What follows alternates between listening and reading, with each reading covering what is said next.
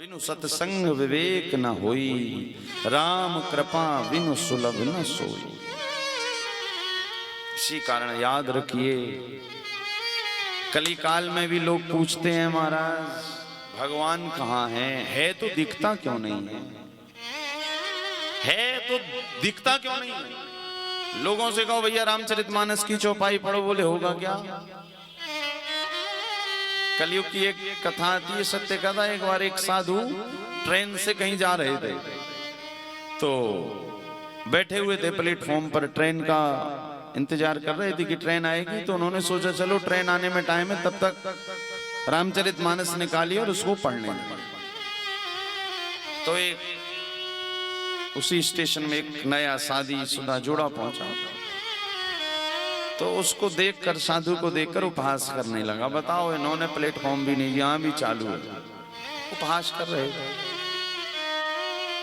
तो साधु ने कुछ कहा नहीं कि अब विवेक की कमी, इसी कारण उपहास कर रहे हैं। साधु अपनी रामायण पढ़ रहे थे और जो नया जोड़ा है पति पत्नी, वो उनका उपहास कर रहे थे, मजाक उड़ा रहे थे। अब ट्रेन का टाइम हो गया, ट्रेन आ गई। साधु ने जल्दी जल्दी अपनी रामायण पोथी बंद करी, बांधी और ट्रेन में चढ़ गए। और जो नया जोड़ा था वो भी उसी ट्रेन में चढ़ा संयोग से।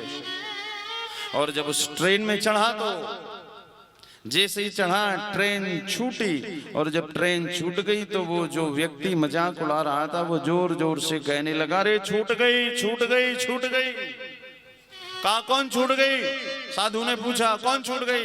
बोले अरे साधु बाबा कहा बताएं, मेरी पत्नी स्टेशन में ही छूट गई। तो साधु बाबा ने कहा इसी कारण कहता हूं रामचरितमानस पढ़ा करो। रामचरितमानस में लिखा है सिय चढ़ी पुनि चढ़े रघुराई।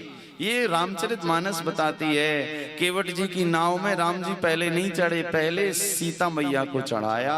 यदि तुमने रामचरितमानस पढ़ी होती तो पहले स्वयं नहीं चढ़ते, पहले अपनी पत्नी को ट्रेन में चढ़ाते, फिर स्वयं चढ़ते। अब छूट गई तो छूट जाने दो, पढ़ के आना रामचरितमानस जब जाओ कहीं।